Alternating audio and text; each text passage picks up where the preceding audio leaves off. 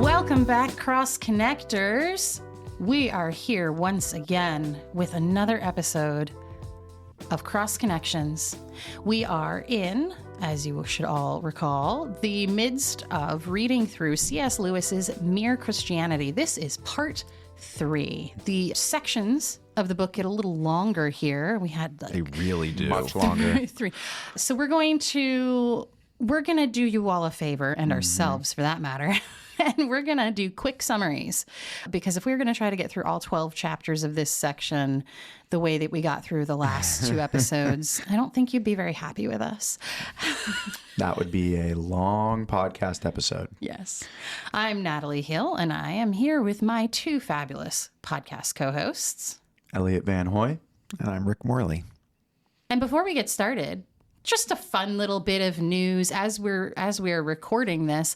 I just came back from a conference at which Cross Connections won an award, an honorable mention for podcast. Woo. Specifically for our episode last season on the letter to the Romans. So we are now we are officially an award-winning podcast. I want to see that everywhere. That's right. Award-winning TM podcast. Tell your friends, tell your relatives, tell your neighbors.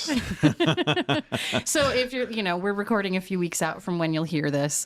You may already have gotten that word by the time you listen to this episode, but we're playing banners go off the front of the church, aren't we?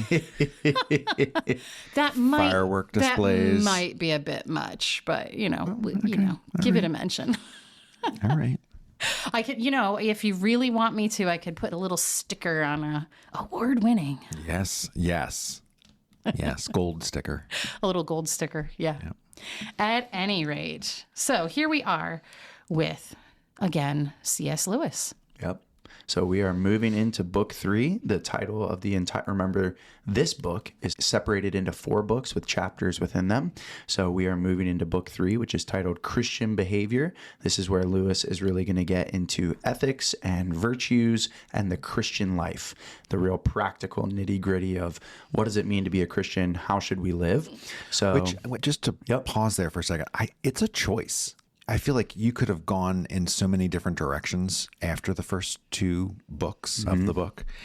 And to talk about ethics before getting really into the life and ministry of Jesus or the resurrection or Trinity or any of the other sort of foundational, just basic Nicene Creed stuff, or even really what the function of the scriptures are. And he's going to get into some of that in the 4th book. Yeah. But to start here is just an interesting choice. I think 2 comments on that maybe elucidate this is I think it's a sign of his historical context, which we've talked a lot about. Just to remind listeners, this is happening after World War II at this point. Some of these were not the original radio addresses, I don't believe. Remember, this is how the book started, but he goes in and adds to it. But so at a bare minimum, this is around and after World War II. So very much these are the kind of pressing human questions of ethics, of how ought we to live, how ought we to treat people.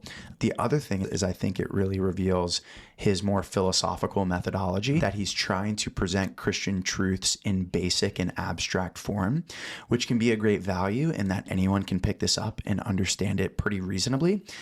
It can be a bit of a problem as well, because the irony of this whole book being called Christian Behavior is there is not an explicit citation to Scripture in all 12 chapters. Did you pick that up? I did not, actually. I did a couple of times make a note. Where did he get this from? Yep. And there were 1 or 2 mentions offhand that I thought should I go dig and find where he's getting this from? Because it sounds close to Scripture, but it's not quite. This whole book is almost 100 pages. It's a very long section of Mere Christianity, not a single citation. And there are a few passing references, allusions to Scripture. Yeah. He'll reference love your enemy, love your neighbor. He'll reference a few other things, but just in passing. Do you think that's because he's mainly writing or speaking for an audience that's just not Christian? Yes. And so instead of if you're not Christian, then you don't have ascribing authority to the scriptures. So why would you begin there?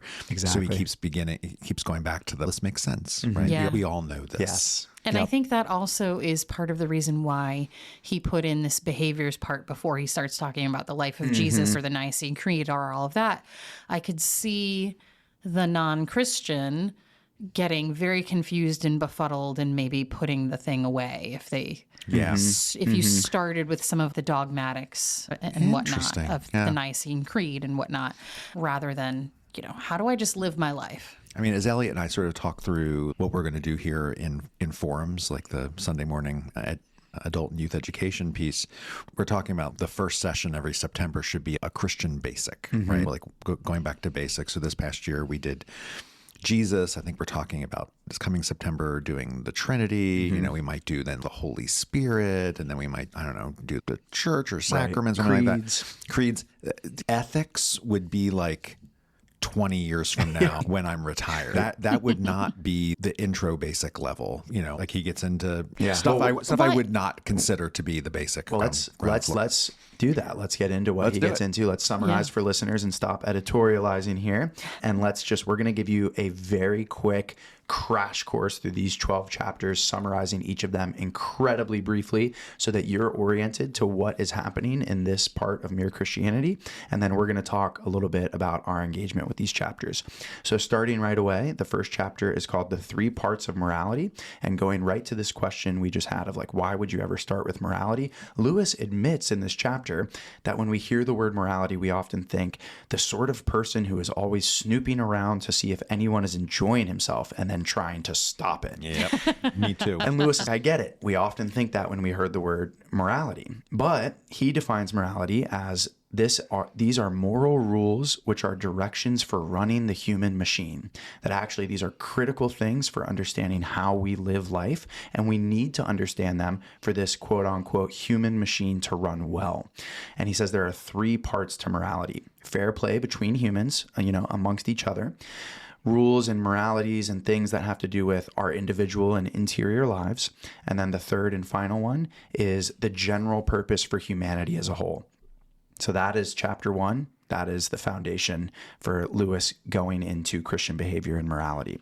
When we get to the second chapter, he goes right into what he calls the cardinal virtues. And this is really going to shape this idea of virtue all 12 chapters. So the cardinal virtues are called cardinal because that word comes from a Latin word meaning the hinge of a door. These are called cardinal virtues because they are, as Lewis says, things that are pivotal. They pivot. So these cardinal virtues are prudence, temperance, justice, and fortitude. Real quick definition of those. Prudence means practical common sense. Temperance, again, gets a really bad rap. We think it means abstinence, the history of temperance with alcohol in America. But Lewis is like, no, this isn't what temperance is. Temperance just means going the right length and no further. Justice, very simply, he defines as fairness. Again, this idea of kind of fair play among one another. It's not just about courts and judges and laws. And then fortitude means courage. Lewis has a great line where he says, we would often recognize this today with the word guts, sticking it out when things are hard. And the key here, and this will really define all 12 chapters, is that God doesn't just care about obedience to a set of rules. God cares about forming us into the certain type of humans who are virtuous. This is an interior state of who we are as people, not just us doing the right actions to check off a checklist. So that takes us to chapter 3, social morality. This is where Lewis gets into how do we deal with relationships with one another, and especially with the field of politics. And Lewis says the church does not have a point-by-point social program. It has an overarching virtue ethic of love your neighbor. And here's a great line from this chapter. Lewis says, and I quote, "We should feel that the church and Christianity's economic life was very socialistic and in that sense advanced and modern, but that its family life and its code of manners were rather old-fashioned, perhaps even ceremonious and aristocratic." And his point here is, if we go looking for certain political and policy positions in Christianity, what we're going to run up against is that it doesn't really pre-confirm any existing political worldview. To that end, one of the things that Lewis ends the chapter saying is charity is one of the foremost virtues in the Christian life and Christian religion. And he points out that throughout the history of Christianity in the early church and into the Middle Ages, the number one thing they critiqued was lending money at interest or usury. And he just kind of leaves that there. I know. He's, I'm not saying this is exactly what we need to do in our economics today, but I'm just pointing this out, and this should probably trouble us given our modern economic life. So that's chapter 3. Chapter 4 is called, interestingly enough, morality and psychoanalysis. This is kind of a strange, odd one-off chapter in these 12 chapters. I think it's very much a sign of Lewis's context and how popular psychoanalysis was in Europe in the early 20th century. So very briefly, psychoanalysis does not contradict Christianity, which again, I think many people at the time felt if you believed in the tenets of psychoanalysis, you were contradicting Christianity. He says that's not the case at all. In fact, he has a positive evaluation of psychoanalysis. He says that psychoanalysis as a medical field helps us clear up what Lewis terms our raw material. That is our kind of psychological, human-based level. And he says it can help us deal with these detrimental psychological factors. And that's really where it stops as a medical practice without getting into philosophy. He says that Christianity really deals with the positive side of things. It helps shape us again via these virtues. So there's no contradiction here, though he does have some harsh words for Freud when it comes to Freud. Really, he just nails Freud, which is the time. Yeah, which again is the time. He doesn't like Freud's positive philosophy. Context for anyone listening that might not have encountered Sigmund Freud that much, founder of psychoanalysis, very much an atheist, doesn't have a lot of positive things to say about Christianity. So that's the basics of 1 through 4. And I know, Rick, you're going to help summarize chapters 5 through 8. I get the distinction of talking about the two most unpopular things that Lewis says is part of Christian teaching. He starts out, chapter 5, on sexual morality. He argues that the human sexual instinct has become wildly disordered, which is interesting. I just think about his time, and we're talking a time before the internet. And yet he thinks it's disordered then. So that's just interesting. I'm not sure what he'd say about today. We'll come back to that, I'm sure. He says this sexual instinct has what makes it wildly disordered is that it is inflated out of proportion to its function. The function of, obviously, the sexual instinct is to reproduce, and yet we have taken it into this whole other thing. And he uses, the foil here he uses is hunger. Another thing that we need to survive as individuals and as a species. And yet, what does he say? We don't have strip teases for food. For mutton chops. And if there was a culture that did that, you must think that was like really weird. I do, at the end of this section, he does say, while sexual morality can sometimes be mistaken as the most important part of Christian ethics, it isn't. However, I do note that it's the first main thing he talks about. So he falls right into the very trap he's trying to do. So he then goes on to talk about Christian marriage, which is interesting. He believes that Christian marriage should be separate and distinct from the marriage of anyone else, that we have some claims on the sanctity of marriage, on the participation in God's kingdom that comes in the marital relationship that others don't. And he says we should not be forcing that on them. We should not be legislating our societies or our nations to conform to our Christian understanding of marriage because there are people who are not Christian. And he even says if there was another culture, another religion that was trying to force with law their understanding of marriage on him, he would not like that very much. He does say that being in love is a real experience, but he says it's an unstable foundation for marriage because the feeling invariably changes. And so the commitment of the couple one to another needs to be strong, needs to be able to survive just feeling, which I agree with, honestly. Then he moves on to forgiveness, which he says is the other most unpopular thing that Christians tend to talk about.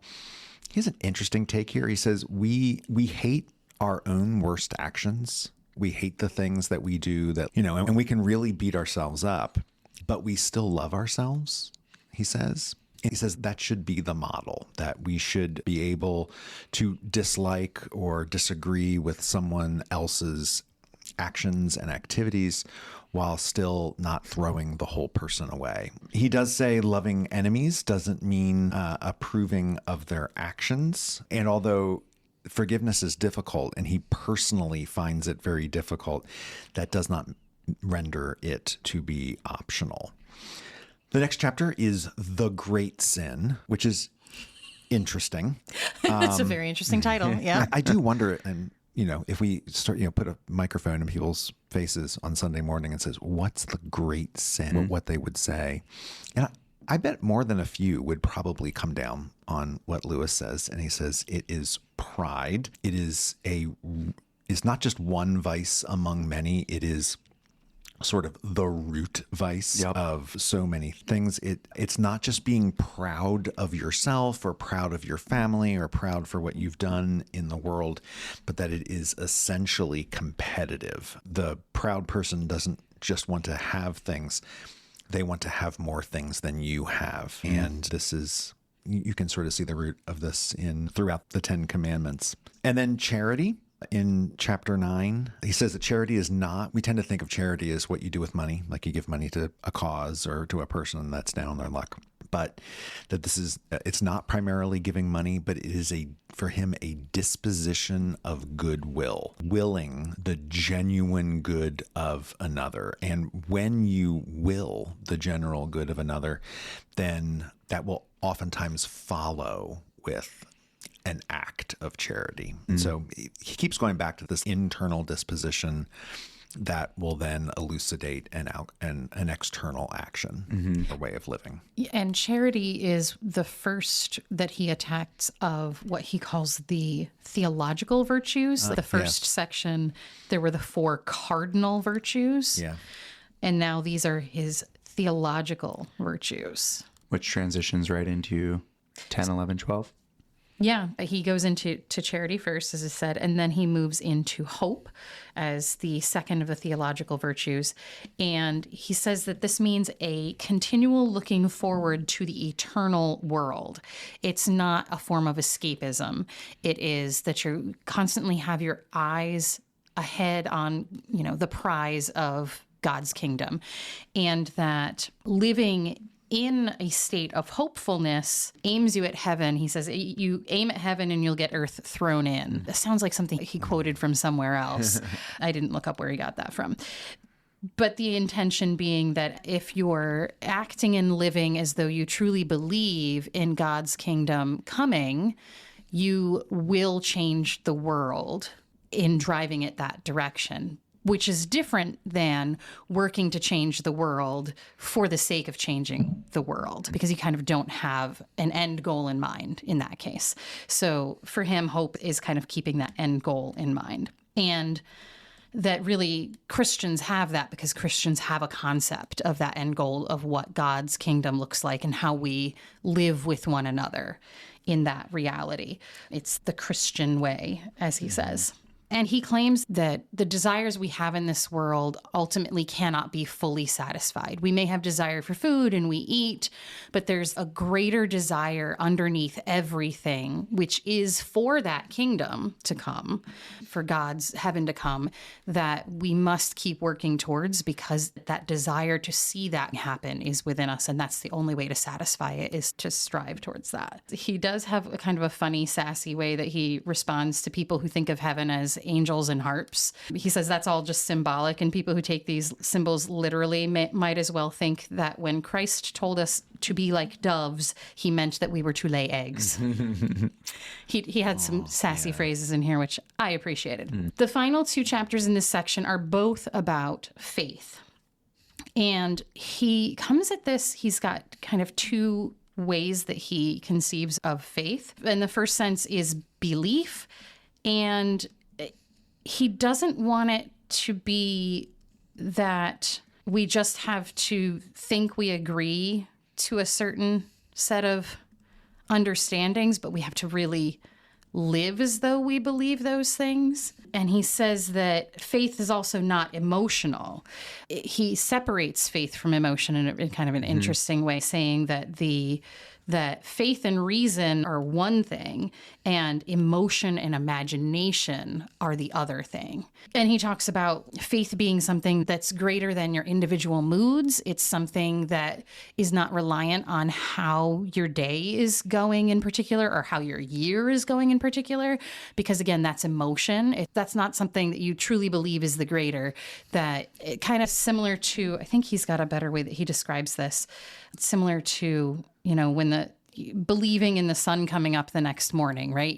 If you didn't truly believe the sun was going to come up tomorrow, you would have a really hard time going to sleep at night. So it's kind of more, on that higher level, sort of. And he thinks that we must keep training in the habit of faith. We have to train ourselves to have that kind of longer thinking, that higher thinking. And that's why daily prayers and religious reading and church going are necessary parts of the Christian life, because we have to be continually reminded of what we believe. And he talks about that if you talk to people who were part of the church and aren't any longer, many of them don't actually leave because they don't agree with what's been going on. Many of them just simply fall away because they failed to keep practicing, reminding themselves of what they believe and kind of reinforcing that pattern of behavior and thought process. The other thing he gets to is this comparison that he uses. This is kind of a transition into the second way he talks about faith, where at some point you have to believe that you're doing everything for God, for the sake of God, and giving back to God, and that you're behaving out of that, not to do somebody a favor, not because it's the right thing to do. You give financially, not to make a thing happen, but because everything you have was God's.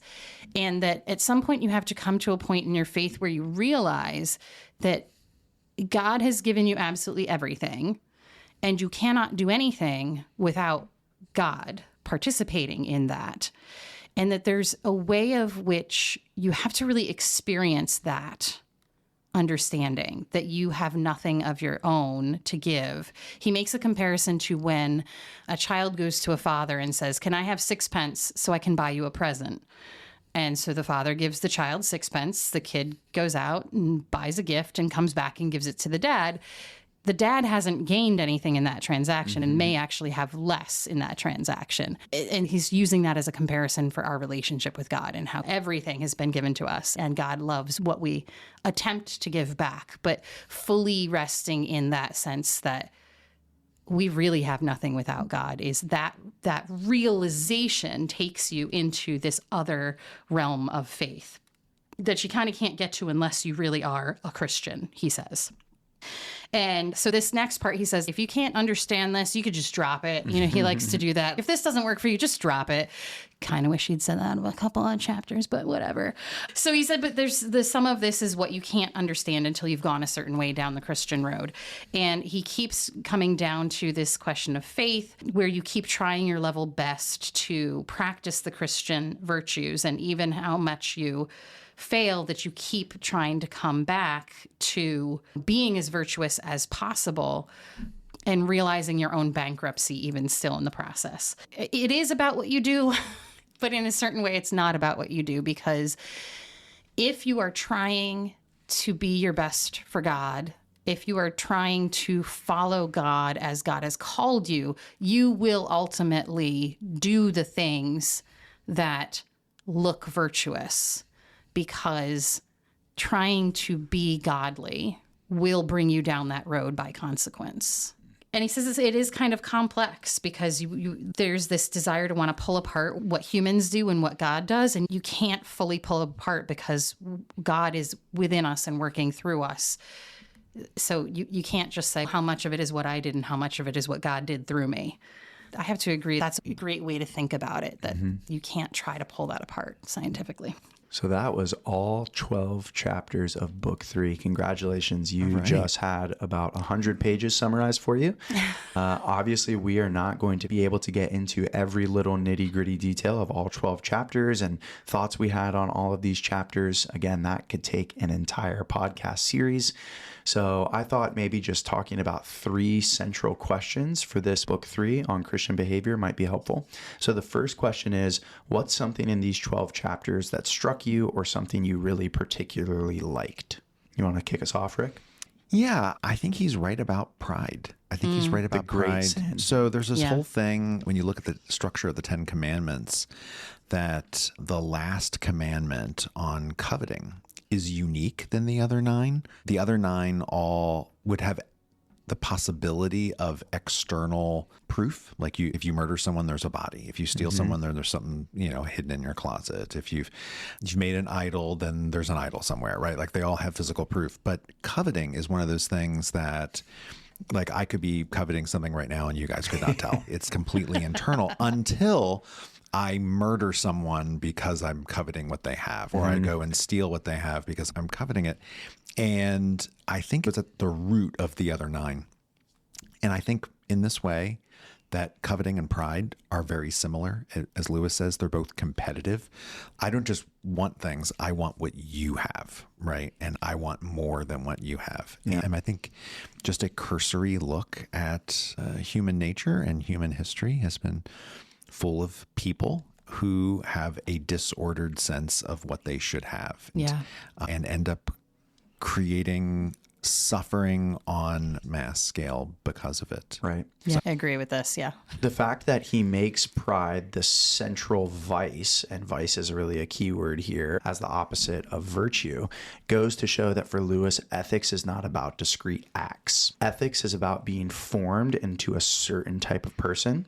So in this sense, Lewis is in this tradition of what is called in philosophy Aristotelian virtue ethics. The great Greek philosopher Aristotle was really one of the first to develop this in his Nicomachean Ethics. And then Aquinas, the great medieval theologian of the Catholic Church, really took this up and baptized it with Christian theology.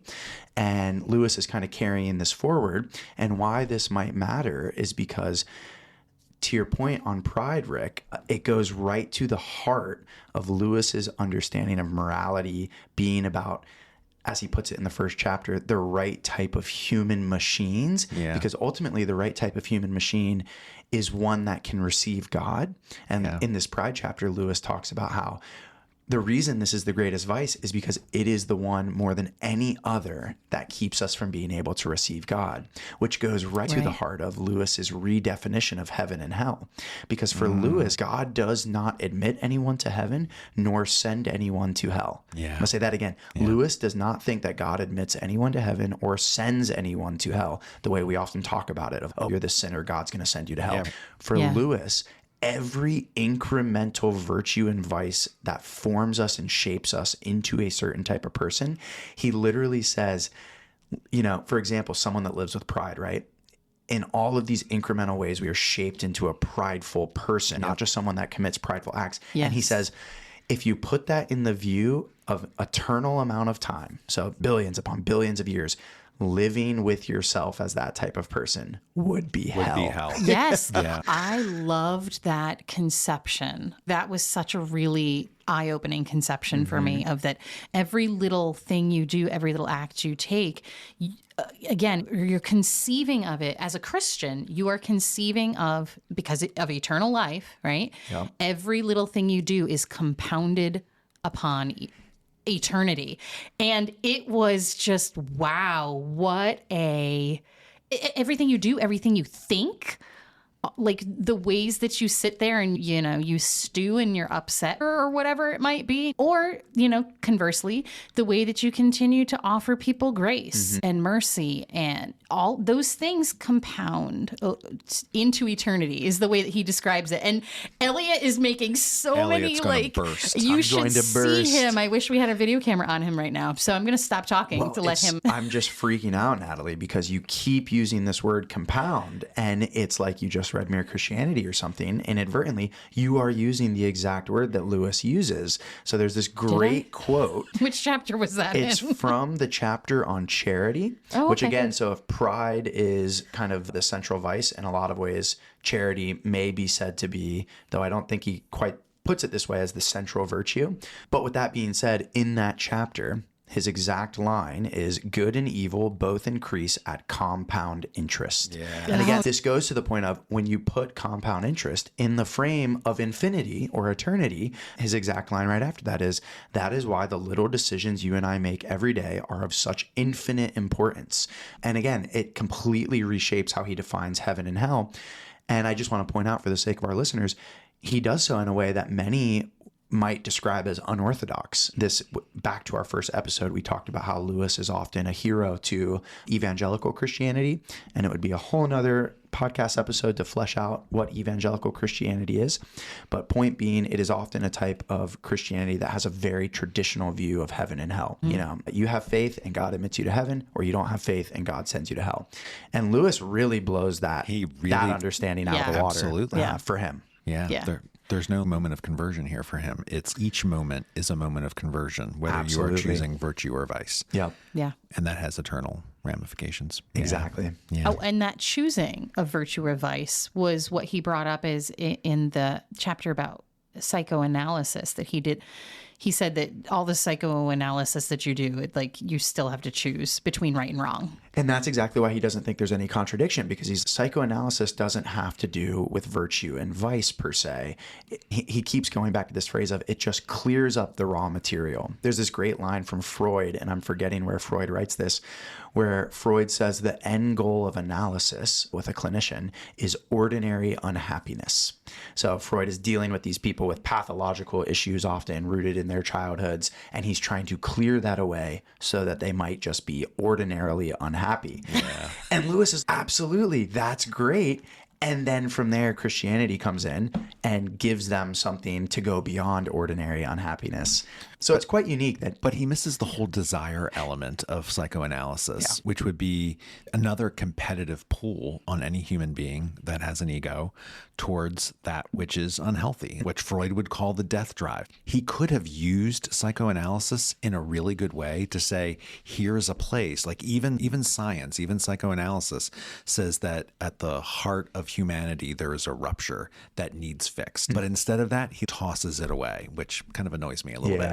It is funny. He kind of castigates Freud as an amateur philosopher, but then reads Freud in a very amateurish way. He absolutely does. But that's a whole nother podcast. And he continues also just to say, but I'm just an amateur. Like 100%. He said that a couple of times There's in such here. a paradox there. Especially in towards 11, 12 chapters somewhere in there. He's, I'm just throwing this out here. I'm not sure I really know anything. What else? Natalie, was there something that really struck you or you really particularly liked from these 12 chapters? I think the way of thinking of that good and evil as compound interest, the ways in which he talks about, I think it's in the section about charity or somewhere in there, he talks about that you can't just say that you believe things and then act as though you don't.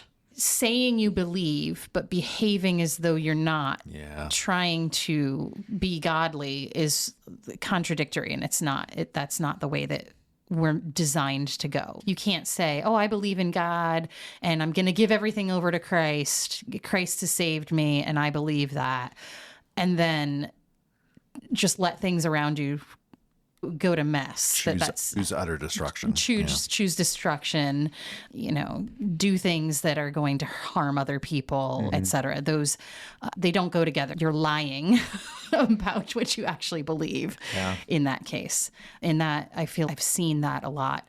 The pride thing was also something that got me, the way that it was so overarching, so many things that it's like, he said that if you don't think you're prideful, you're probably prideful. I was like, oh, okay. Let me look at that.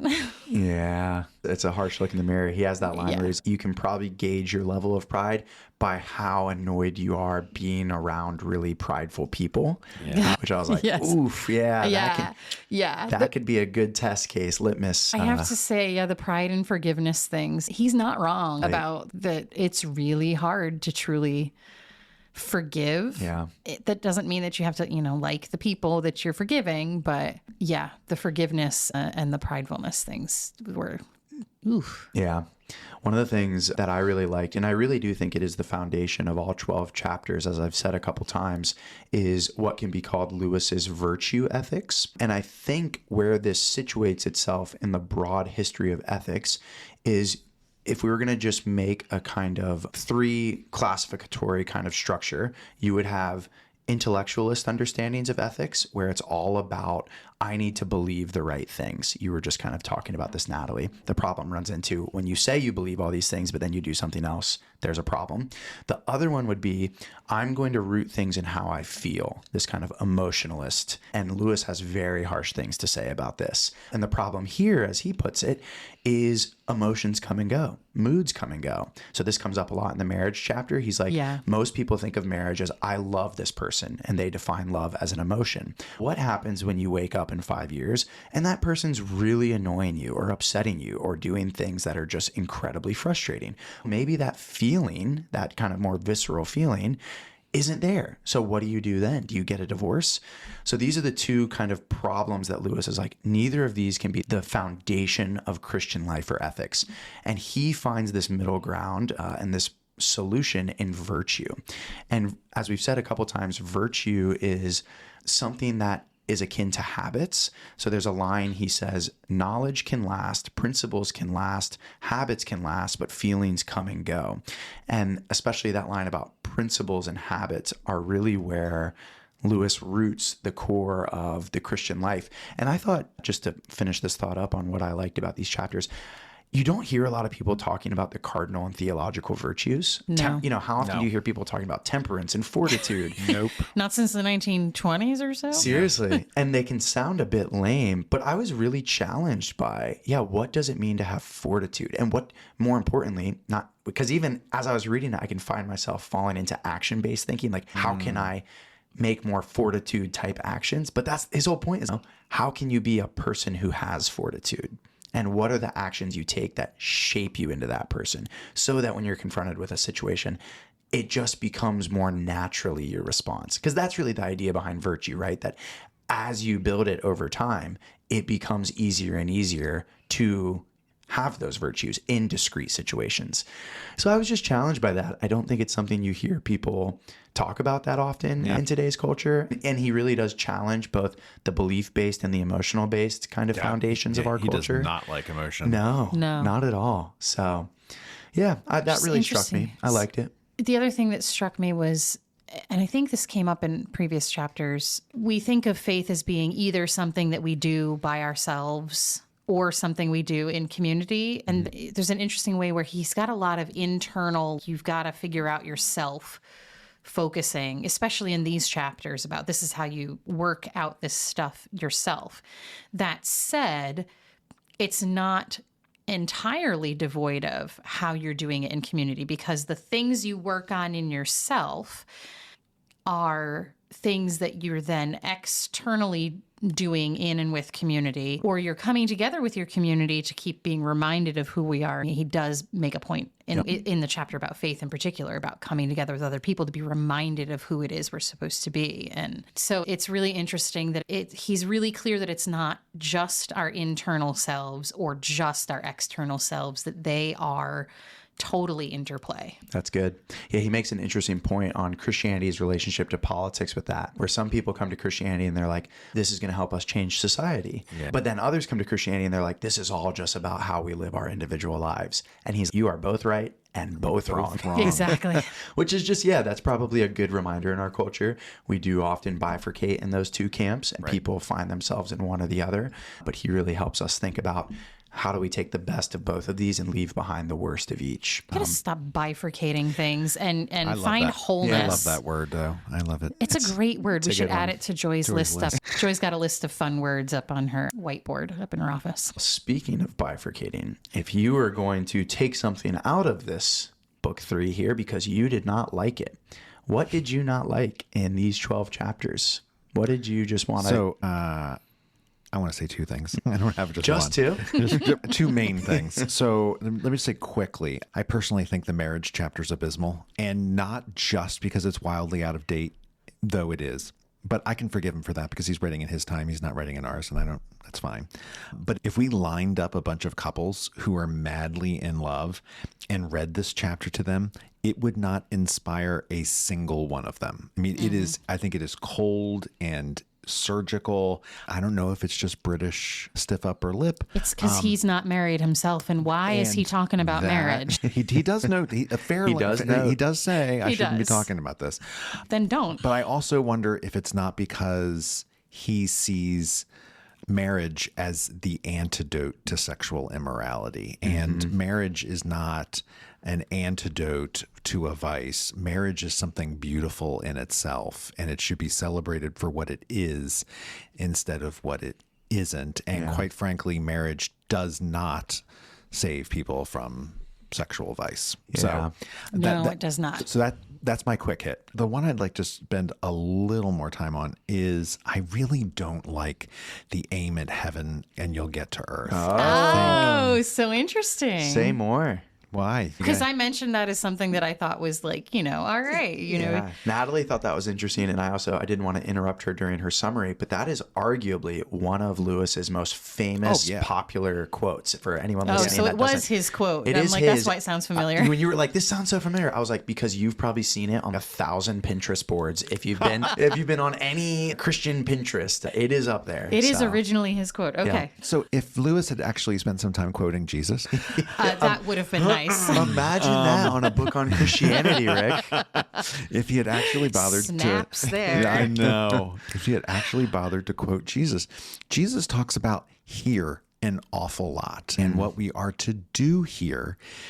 There's this myth out there that our faith is just about getting us off this planet and getting us somewhere else. And in Jesus's teachings about love, charity, prayer, forgiveness, it is all about what we do here. There's also that, in the beginning of the book of Acts, when Jesus ascends into heaven, there's the angel that comes and all the disciples are standing there looking up at heaven. And the angel says, men of Judea, why do you stand there looking up? Stop looking up. You have work to do right here.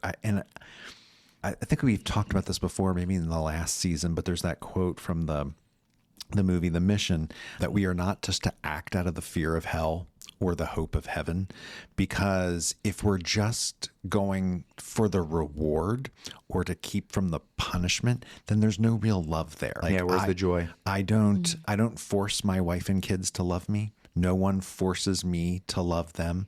I don't love them because of the great Christmas gift I'm going to get or because I'm not going to get, thrown in jail or whatever. I love them just because I love them. And I hope they love me just because they love me. And I love God just because I love God. Because God is worth loving. Because God is worth loving. Yeah. Thank you. That's even better. Not because I might get something or because I might not get something. So anyone who knows me knows I went to a deeply Southern Baptist college in the upstate of South Carolina. People that love Scripture. They love studying it. They love studying the history. Yeah. And so this is a real authority for them, Scripture. And in many Bible and theology classes, I would often be talking about the Scriptures, talking about the gospel and how I interpret it. And for many Baptists, the way they read the Scriptures is that the presentation of the gospel is a sort of fire insurance. Yeah. That would be my own kind of pejorative way of labeling it. Maybe not the most charitable, but that for them, they think the Scriptures really present that we need to accept the gospel in order to be saved from the just wrath of God. Yeah. And that would take a whole nother series to flesh out. And maybe we will. But the one thing I wanted to say to your point, Rick, is that I would often say this is not the case. And they would say, what is even the point of preaching someone the gospel if there's no threat of hell? And it was astounding because every time I would say, because this is the good news that God loves us and has redeemed the world in the person of Jesus Christ, that is worth sharing with every person you encounter. And you could almost see the switch in their minds where they were like, oh, wait a second. It's good in its own. It's just good on itself, right? There doesn't need to be a threat of something for something to be good in of itself. Fear in religion is a venerable tradition. It is not just Southern Baptists. If you go to the great cathedrals of Europe, as you walk through the great west doors of any cathedral in Europe and you look up, the first thing, the main doors is the great judgment. Always. There's this huge sculpture, and there'll be Christ on top, and there'll be the saints going off to the right and the sinners going off to hell on the left. And the message was really clear. You enter in here because you want to go the right way and you don't want to go the wrong way. And so there's a long tradition of using the teachings of Christianity to scare someone into it. But I just think that there's a better way. Yeah. And Jesus does not do that. No. I mean, that is not how Jesus always taught. He does have the sheep and goats thing, but even that's different. I mean, that's, he wants to say some things about how we are to live here, right? Wow. Who are you feeding? Who are you giving something to drink to? Who are you clothing? Who are you visiting? Who are you taking care of? 2 great resources on this, because we could do a whole series on this and people might have lingering questions. The first, they're going to be by the same author, both of which are an Anglican bishop. N.T. Wright, Jesus and the Victory of God. It's the second volume in his Christian Origin series.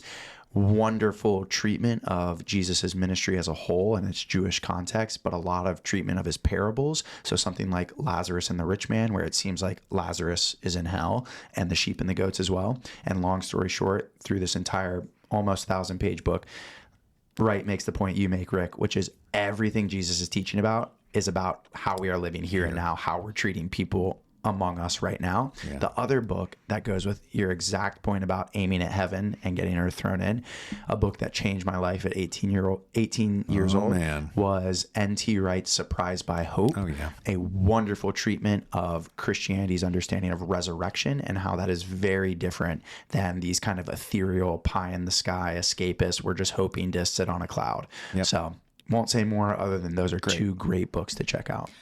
And I might need to check them out. What I was going to say to that point is I get what you're saying about how we're not trying to get to this other place somewhere. The point is here and now. I think in the way that I was conceiving of what he said is that it's unlikely that in our lifetimes we will see like the absolute fullness of what heaven could be, fully fleshed out it to all humanity. Mm-hmm. I think we're going to see, I have hope that we all see flashes of it. And at times, huge, the windows are wide open to what that looks like, and that we are unlikely to see the wholeness of it in our lifetimes. And so as much as we can be working towards the wholeness of it, we will get to see more of those flashes and more of those windows opening towards it in our lifetimes right now. And I think that's the way I was conceiving of it. Not that it's a fear-based way of getting to that better place, but that if we're working towards the whole wide open, we will get to see the flashes. Right. That's kind of the way I was conceiving of how he said that. Definitely. I wish he had said that. Oh. What you just said, that would have been better. Great. Maybe I should write a book. I know. Maybe. Yeah. And I, too, can say, I have no authority here. But Right here. I want you to claim your authority, Natalee, and tell us something you did not like from this book before we move on to our next and last question. I also had trouble with, there were 2 chapters, the sexual morality chapter and the Christian marriage chapter that I thought we could put aside or reconceive or something for the modern era. He did seem to be writing out of, a bit of his time. I think there are places where there's brokenness in these areas. I'm not sure I would put them in the same places that he does. And I do want to name that it is, were you to read this, you will find that it is very discouraging to anybody in the LGBTQIA community. I also think it's not particularly favorable to women in general. No. He's not only homophobic, but he seems misogynistic. That's how he comes across to me. At the very end of the chapter, he says, why would we even conceive of a woman leading a household, right? Or leading a marriage? Of course, men are going to do that. Yeah. I mean, like his first example of sexual morality went to a girl. He starts with a girl. Like the first thing he does is blame it on women. Contextualize this. Many writers after Lewis, many writers, scholars, people in the space have accused, might not be the best word, but pointed out that there does seem to very much be a misogynist current in a lot of Lewis's writing, which is unfortunate. Yeah. And because I do think he has other good points that, like I said, we just went through things that we like about what he said, but I do have a lot of trouble with that. And I don't think he has a full understanding of what marriages look like or the difficulties of marriages. He's writing at a point in time when women were beholden to men and any marriage would have been undertaken out of, and he names this, to support a woman. Like it's the only, that for some women, that was the only reason they would get married is because they had no independence. Let me pause and contextualize that for the listener. Lewis is saying why people shouldn't get divorced. And bear in mind, no fault divorce did not exist in Lewis's time. No, of course not. And then two, to your point, Natalee, one of the arguments he makes is the woman would be kind of thrown out and economically unviable. And it's like, you're reading this in 2026 and you're just like, man, this is so outdated. So this is exactly the point. So when you are reading these chapters today, you have to recontextualize it for modern day and modern realities. And I also just don't think he understands the breadth of human experience when he gets into, would you rather deal with the husband or with the wife in the case of defending your family? Look, I've met plenty of men who will defend their families way against the good of the wider community. So don't tell me that it's only women who behave in a particular way or only men. We are humans who are diverse, and all women and all men and all other persons, everybody, we all just behave how we behave. And there's no way to like bifurcate that the way he does. Yeah, there's a really, again, to contextualize this for listeners, in the Christian marriage chapter, there is a really tough, what I can only call completely misogynistic line where he's talking about why the man must be the head of the marriage and the family. Yeah. And he says, you know, put yourself in the shoes of approaching a family where the woman runs the family. And how would you approach this if you found out that was the case? And how would even a woman approach this? And he says, this is what she would say. She is much more likely to say, poor Mr. X, why he allows that appalling woman to boss him about the way she does is more than I can imagine. Holy moly. Direct quote. I don't know what to call that other than entirely misogynistic, the kind of misogynistic picture of a woman as a shrew, as a woman as just this annoying, bossy person. But remember, his whole project is based not on, here's a piece of scripture and we're going to talk about it, but it's based... What do we all know? Right. Like, this is such a common experience, right? Everyone knows this to be the case. Yep. And in 1940, everyone believed it, or most people believed it. And so it was a common thing. And if he was writing this today, it wouldn't work. Yeah. And the publisher would be like, no, we're not going to press with this. Absolutely. Yeah. Moving on. I could keep kicking Lewis while he's down. I think that some of the things that we have issues with in these sections, we could do whole other podcasts on. And so I don't want to spend gobs of time on these. So let's end on a positive note and move on to our third and final question, which is, what do you think these chapters might have to teach someone listening today? Another way we could put this, which we've asked before, is if you were going to take something Lewis was doing here and maybe put it in our own words and make him a little less of a man of his day, what would you say to someone listening right now? So the one thing I don't think we've talked about yet, and it's the one thing I question why he structured it like it is, and I would have structured it differently, putting ethics here. But at the end of the ethics section, his basic message is there are these ideals, right? There are these vices that we should stay away from. There are cardinal virtues and theological virtues that we should try and orient ourselves to. And it is impossible for us to do that. And so he is setting up, he's using this to set up for the antidote for our inability to be the people that we are always called to be, being the rest of the Christian message. So I'm not sure if that exactly fits what you were saying, but I guess here. But so that's something that has a message for us today. You know, what would you say to someone if you put it in your own words, as the way Lewis is doing this? What does this teach someone today? That we always fail? Because that's kind of the point he's driving at, is we have this failure. Yeah. I mean, I would put it a little differently. I mean, I would sort of, going back to what I said about psychoanalysis, that part of the human condition is brokenness, that we are broken creatures, and that brokenness comes out in so many ways. And that brokenness is really on the fundamental human level. And so the Christian claim is that there was one human who didn't have this brokenness, being Jesus. Interestingly, the psychoanalysts will point to Jesus saying, "My God, why have you forsaken me?" from the cross as a way of saying, no, he did have this. He did have a little sense of lack within him. Could he be fully human without it? There it is. That's exactly right. It's the $1 million question. Yeah. For today, this message of, despite ethics, virtue, vice, we all run up against brokenness and failure, and there is good news even in the midst of that. Yeah. What do you think, Natalee? Takeaway for today for someone listening. what would you impart to them from this part of Mere Christianity?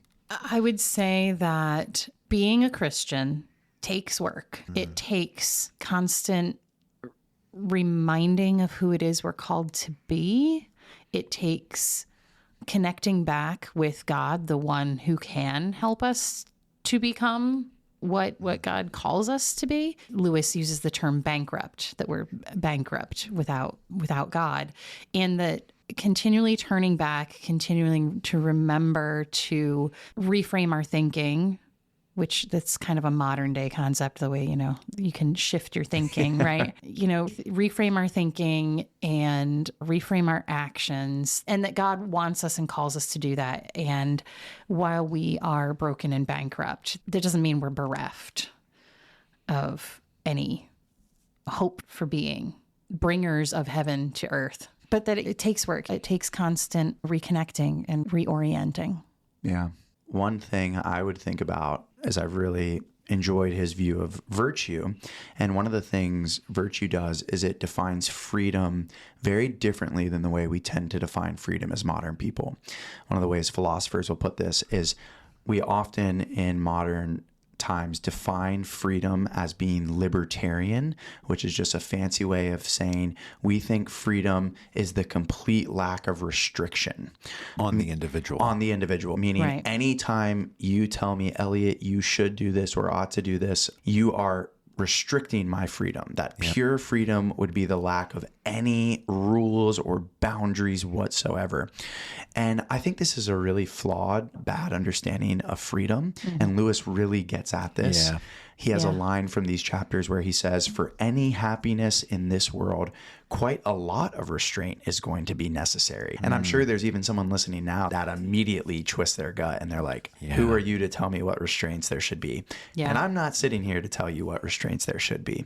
But I do think you should consider this view of freedom and consider, in Lewis's terms, the way virtues, restraint wouldn't even be a good word, that these are things that form us into fuller freedom. There's an example a theologian gives that if you have a small child and they walk up to a stove and they put their hand onto a hot stove, it is not unfreedom to grab their hand before they put it on the stove. To put your hand on a hot stove is not a choice of freedom. It is actually a choice that is working either with incomplete information, delusion, or something, else, right? Yeah. So I think in many ways, this is the way virtues function as well, is that with a proper understanding of virtues, they can give us the right kind of boundaries in some meaningful sense for freedom to flourish. So I think that's something that doesn't sit well with many modern people. It doesn't sit well with me initially when I first encountered this form of philosophy, but I think there's something to it. And I think it can help us think through how to be the type of people that make choices and actions that contribute to our flourishing rather than to our harm. I mean, that is the ethical issue of the day. Were Lewis doing this today, I think he would have gone with freedom instead of maybe leading with sexual morality. I mean, we just came out of a pandemic where the whole question was, do we have the right to all live? And therefore we require certain things of people, masks and vaccinations, so that we all have the freedom to live. Or is freedom my freedom to not wear that mask or to not take that vaccine? And which freedom is subservient to the other? And different people have different ideas about that. Yeah. Am I free to drink and drive, or are we all free to travel safely from one destination to another? There's a lot of those things. And what I was going to say, Elliot, when you were talking about these virtues, there's a way in which when you are fully living into virtue, that you can do whatever you want within the frame of all virtue. Yeah. And when that's the only way you live, there are no restrictions on virtuous behavior. Yeah. Whereas viceful behavior, you're going to butt up against things and people and yourself. Yep. And I'm so glad y'all took my abstract philosophical take and concretized it to modern day, because this is how you understand freedom has massive ramifications and implications for how we think through these questions of very concrete everyday situations in our lives, all the way up to the national and world level. Yep. pretty big deal. and has great theological ramification. I mean, does Jesus promote an individual flourishing, or does Jesus promote communal flourishing? Mm-hmm. And I think there are, whatever you think about that, there are Christians who come at that question from the exact opposite directions. Yeah, and certainly. It's something that we should be thinking about more. Yeah. All right. I think that wraps up this section of Mere Christianity. We're going to tackle section 4 with you all next week. A nice long title for section 4, Beyond Personality or First Steps in the Doctrine of the Trinity. Oh, doctrine. Aren't you all so excited? Yay! It is my favorite section. Yeah. There are some pieces of this I really like. It's one of the most interesting and philosophical parts of the entire book. Yep. And keep your ears peeled. This episode's probably going to come out pretty close to the date, but we've got an exciting event coming up. Hopefully still ironing out some details, but we are hoping to do some pub theology on May 29th at Tired Hands Brewing at 7 p.m. So we'll keep you updated. Be great. Yeah. We're going to bring Studio 1715 with us. We're coming at you live, baby. All right. It's going to be great. All right, folks, and we'll catch you on the next one. If you didn't listen in last season, we went through and discussed the Bible from cover to cover. That's from Genesis to Revelation, and you can find all of those episodes up now wherever you listen to podcasts. Be sure to follow or like us on your favorite podcasting app to find us easily each week, or join our email list at stdavidschurch.org/crossconnections. We love getting your questions. Please call us at 484-588-5656 and leave a voicemail with your name, where you're from, and your question or comment. You can also email questions to us at crossconnections@stdavidschurch.org. If you like what you hear, please share this episode with your friends and rate us in Spotify and Apple Podcasts so other people can find us as well. And if you really love what you hear, we'd be ever so grateful if you would donate to St. David's Church. You can visit our website at stdavidschurch.org/giving and write Cross Connections in the memo line to indicate your support. Cross Connections is a ministry of St. David's Episcopal Church in Wayne, Pennsylvania, and is hosted by Rick Morley, Elliot Van Hoy, and Natalee Hill. Logo graphic design and podcast production by Natalee Hill. Stock media music provided by Marscott and Mood Mode Pond 5. You're welcome to learn more about all of St. David's worship and ministries at stdavidschurch.org. That's stdavidschurch.org. Thanks. See you next week.